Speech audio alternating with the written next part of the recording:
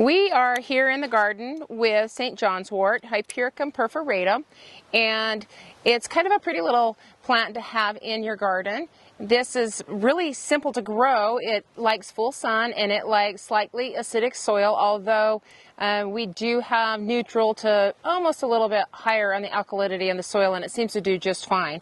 A lot of areas it can be a little invasive, but not here in southern Utah. We haven't had any problem with that. It will reseed just a little bit. We'll find it in the garden beds here and there, but it's super easy to control.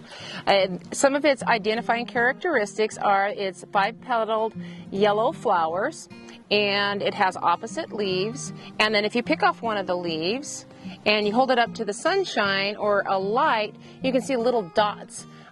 It's little oil glands within its little leaf here, and so that is one of its characteristics. Another one is its little buds. Sometimes the buds have just a little red color on them, and if you grabbed a hold of one of those buds and you squeeze it, you end up with this purpley red color, and that's great. That's when you want to harvest it. If you pull off one of the flowers that have been open for a couple of days or even started to dry and you squeeze it between your fingers, you don't get that red color.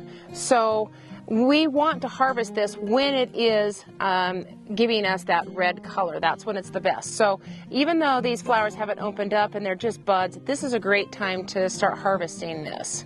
And so what this is traditionally known for, the St. John's wort, is it's known for a mood enhancer.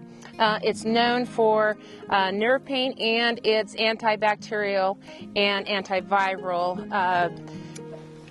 properties. And so this has been traditionally used in battlefields because of that, because it was so good to wash out wounds, particularly if it was wounds that were having a hard time healing. If they had pus or infection, they would make a poultice, or they would actually make a wash to wash out these wounds. And so it was an exceptional plant for that, and it did grow all over the place.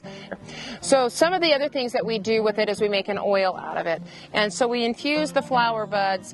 I slightly wilt them. I like to use them when they're fresh, and when you make an oil, you should have this nice red color if you picked them properly.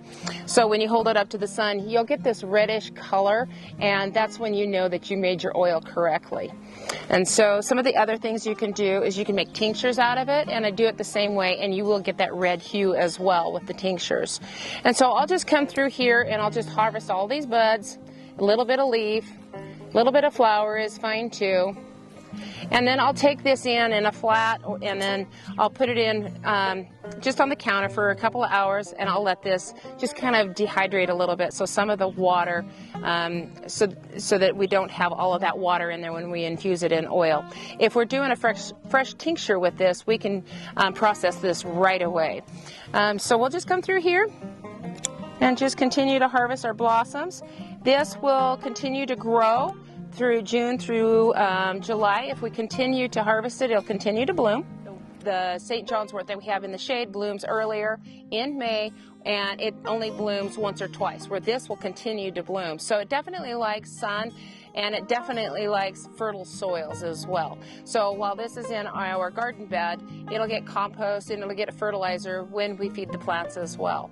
It's super easy to grow, and it doesn't seem to have any pests at all, which makes it great for growing in the garden. And it's pretty. And I'll just continue to harvest this, and then I'm going to go make some salve.